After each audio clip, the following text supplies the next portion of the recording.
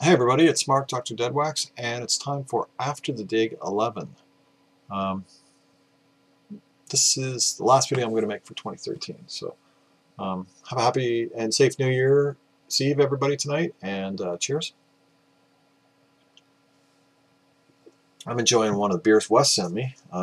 This is Duke's Cold Nose Brown Ale, and my camera just does not focus anymore, so there we go. And this is a pretty nice brown ale. I mean, it's not.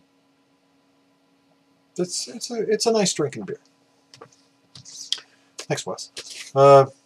So this is a dig I did about 8 weeks ago. Huge backlog on these, so let's just get through them. Couple Windham Hills. I don't listen to these. I pick them up whenever they're clean and cheap. I have a bunch of friends that like them, and if they don't want them, I can usually get about 10 bucks a piece for them. So especially when they're this clean. And these were 79 cents. Buy two, get them for 50. And that is Mark Isham Vapor Drawings and a Winter Solstice. This is like a comp that's kind of Christmassy. I could even go in the Christmas collection. Maybe I could.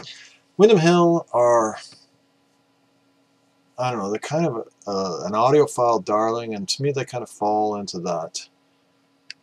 They're in that problematic audiophile range where the music is recorded beautifully and it sounds wonderful, but the actual music's a little, most of it's new age and it's not great, and the exceptions to that is Michael Hedges.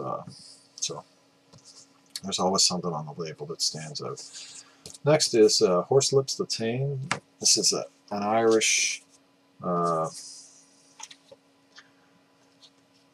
don't want to say Celtic rock, but let's say they started out kind of Celtic folk rocky, moved into like Celtic rockin' kind of stuff. They did a little bit of concept record, and then they just kept getting more rock, more mainstream, commercial, and they eventually got horrible. But this is one of the early records. This is US pressing on Atco, so for $2 I thought I'd pick that up and check it out. A couple punk things here, not really my bag, but Cockney Rejects, Live and Loud. This is a UK pressing. The cover was obviously in a collection that got wet, and they all stuck to each other, and they were just ripped apart. One of the ways to solve this problem is to re-wet them. If this happens to you, just slide the records out and get everything wet, and then you already got wet records. But it's better to have a wet cover that has got the warp from the wet than to have a wet ripped cover. So it's a little bit of patience. But the actual record inside is in nice condition, so that was $3. I thought I'd pick that up, and then this front 242 12-inch. Don't know what the hell about that for, but yeah. Sometimes I just buy stuff because it's $3. Dan Hicks and his Hot Licks. Where's the money? This is a Blue Thumb. You can see the Blue Thumb right there. I don't know. This doesn't look like I'm gonna like it. I don't know what this is. This looks kind of Hopi. This Hawaiian, Polynesian kind of drum and accordion and little acoustic. You know, it looks like if it was from today, I'd kind of like it, but this kind of 70s, I don't know. But look at this packaging. Typical Blue Thumb, packaged to the excess. I mean, until they had the greatest packaging, until they bankrupted themselves basically. But in the early days, they did some great stuff. So there's, and then it kind of gate folds open, and then there's this pocket in here, and in the pocket is the inner sleeve. Looks like like a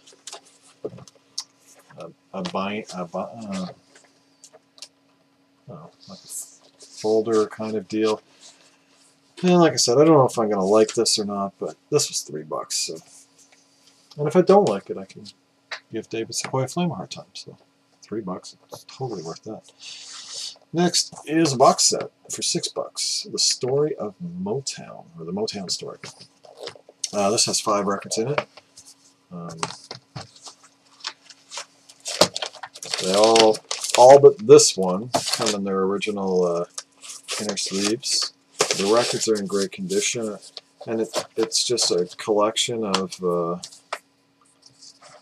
some of the great singles and stuff on Motown. And I'm gonna continue my tradition of not liking stuff. I don't dislike Motown.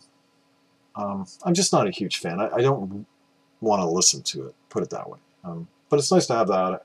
I'll keep that in a collection because, sometimes people come over the house and that is kind of what they want to hear. So now I have something that I can actually play them because I don't see a lot of Motown. There isn't a lot of Motown up here in Canada.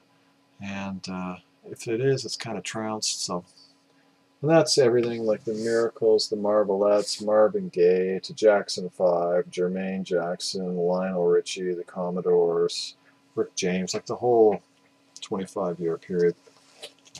This record was $5, and I'm hoping this is good. I love this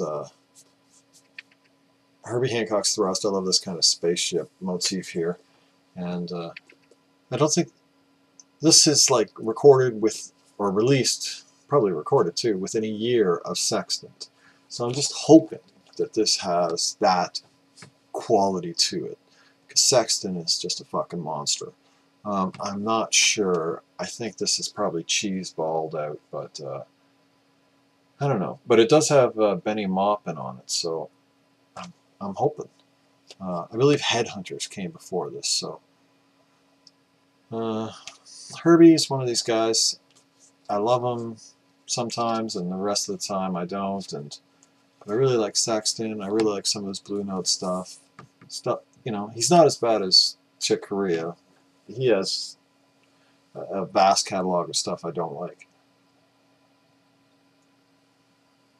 with a few gems in it. So I'm hoping this is good.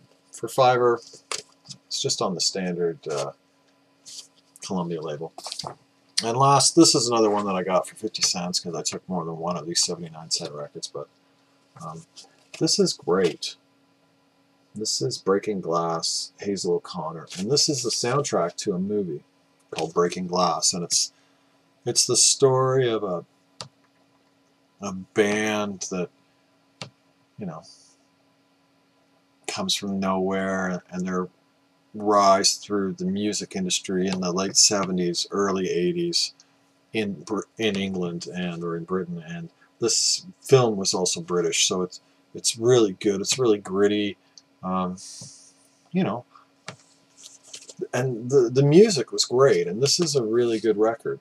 I don't think it's a movie a lot of people saw, and I think if you're at all interested in kind of like rock and roll movies, this is the kind of thing that I think you should check this movie out, because I love this movie. This, maybe it's on Netflix or something. It's just on standard A&M. This is a promo pressing of it, so. But I don't know.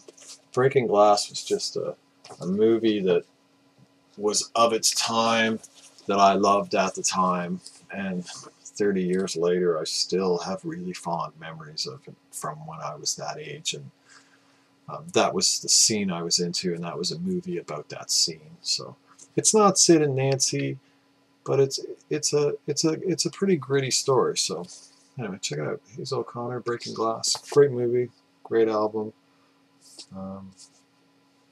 Yeah, and the music is kind of punk rock, punk, and new wave. That rock new wave, not the keyboard side, the synthy side of things.